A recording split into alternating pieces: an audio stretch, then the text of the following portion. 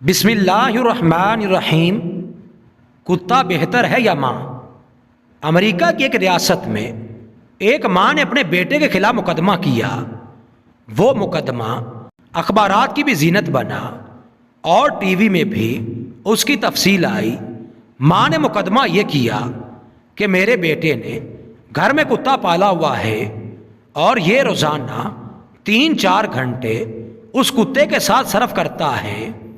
یہ اسے نہلاتا ہے، اس کی ضروریات پوری کرتا ہے، اس کو اپنے ساتھ ٹہلنے کے لیے بھی لے جاتا ہے۔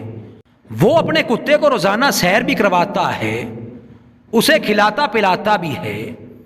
میں بھی اسی گھر کے دوسرے کمرے میں رہتی ہوں، لیکن یہ میرے کمرے میں 5 منٹ کے لیے بھی نہیں آتا۔ اس لیے عدالت کو چاہیے کہ وہ میرے بیٹے کو پابند کرے کہ وہ روزانہ 1 مرتبہ میرے کمرے میں آیا کرے۔ جب ماں نے مقدمہ کیا تو بیٹے نے بھی مقدمہ لڑنے کی تیاری کر لی۔ ماں نے بھی وکیل بنا لیا اور بیٹے نے بھی وکیل بنا لیا۔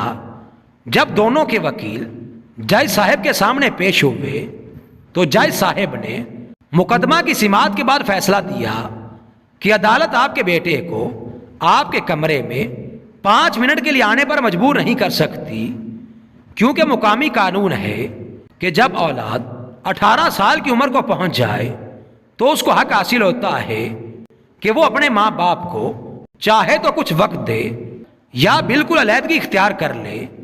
رہی بات کتے کی، تو کتے کے اس کے اوپر حقوق ہیں جن کو ادا کرنا اس کی ذمہ داری ہے۔ البتہ اگر ماں کو کوئی تکلیف ہے تو اس کو چاہیے کہ وہ حکومت سے رابطہ کرے۔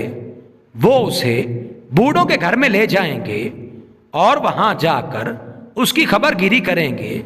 اب بتائیے کہ جہاں بیٹے کا تعلق ایسا ہوگا وہاں پر زندگی پرسکون کیسے گزرے گی؟